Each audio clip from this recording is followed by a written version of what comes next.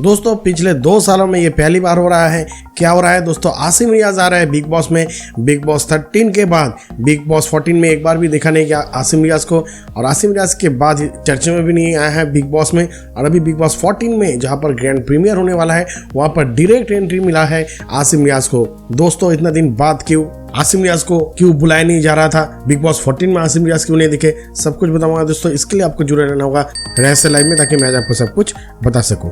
दोस्तों big boss 13 जो big boss के इतिहास में सबसे सफलतम शो माना जाता है, और वह भी टीआरपी तो आसमान छू गया था उस शो में, जहां पर विनर थे सिद्धार्थ शुक्ला और रनर अप बने थे आसिम रियाज। दोस्तों आसिम रियाज और सिद्धार्थ शुक्ला की वो जो सीजन था उस सीजन में अप्स एंड डाउन्स देखने को मिला है। सीजन के स्टार्टिंग में उन दोनों में दोस्ती, बाद में तनाव, दरार और विवाद आपस में।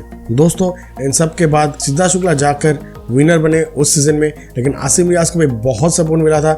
आसिम रियाज बहुत बार ट्रेंडिंग में थे ट्विटर में, हाँ सिद्धार्थ शुक्ला भी बहुत बार ट्रेंडिंग में थे। तो वो सीजन बेहद ही शानदार रहा, और तब से सिद्धार्थ शुक्ला को बहुत प्रायोरिटी मिला है बिग बॉस में। बिग बॉस 14 में एज सीनियर्स अंदर आए, सिद्धार्थ शुक्ला वापस स्टे किए, हर बार बिग बॉस में बुलाया जा रहा है सिद्धार्थ शुक्ला को। यहाँ तक बिग बॉस OTT जो हुआ था वहां पर भी सिद्धार्थ शुक्ला को बुलाया गया था।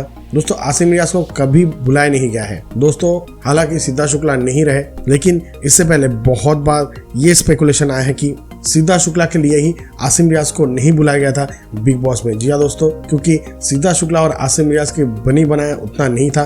पहले तो दोस्ती, बाद में वो दोस्ती में दरार और विवाद के जरिए बिग बॉस हुआ था खत्म, और बिग बॉस के बाद भी ये बात को लेकर बहुत कंट्रोवर्सी हुआ था। तो बिग बॉस सिद्धार्थ शुक्ला पे नजर डाले हुए थे, हर बार सिद्धार्थ शुक्ला को प्रायोरिटी दिया जा रहा था। लेकिन इस बार सिद्धार्थ शुक्ला नहीं रहने के कारण और साथ में उमर रियाज को लिया गया है बिग बॉस में, इस बार बिग बॉस 15 में, तो उनके भाई को भी इस बार प्रायोरिटी दिया जा रहा है। इस बार बिग बॉस की जो एंट्री होने वाले है बिग बॉस में, प्रीमियर के दिन ही आसिम रियाज को देखने को मिलेगा अपना भाई उमर रियाज के साथ बिग बॉस में। हालांकि आपको बता देना चाहते कि बिग बॉस 14 में आसिम रियाज को कहा गया था बिग बॉस में एंट्री लेने के लिए, लेकिन आसिम रियाज राजी नहीं थे, क्योंकि 140 दिन आसिम रियाज थे बिग बॉस के घर में। आसिम रियाज को छोड़कर कोई भी कॉन्टेस्टेंट 140 दिन कंटिन्यू नहीं रहा वहां पर। आसिम रियाज ही पहले से आखिरी दिन तक थे, बिग बॉस के घर से बाहर एकदम ही नहीं गए थे।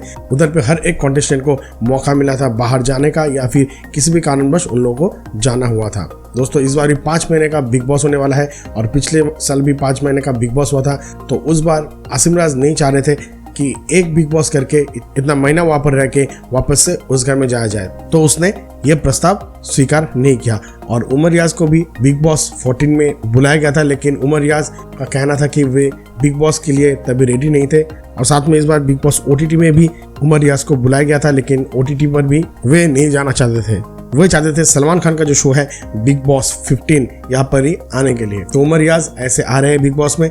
तो आसिम रियाज जैसे कि एंट्री में देखा गया है, तो आगे जाकर हमें मल्टीपल टाइम आसिम रियाज को देखने को मिलेगा, ये तो तय है। दोस्तों आप लोगों को क्या लगता है, आसिम रियाज इस बार एक दिन के लिए भी घर में रहने के लिए आएंगे या फिर नहीं? नीचे कमेंट सेक्शन में जरूर लिखिएगा दोस्तों। और आप इस बार किसे सपोर्ट करें बिग बॉस में, वो भी जरूर लिखिएगा। मुझे इंतजार रहेगा दोस्तों आपके मीडिया कमेंट का।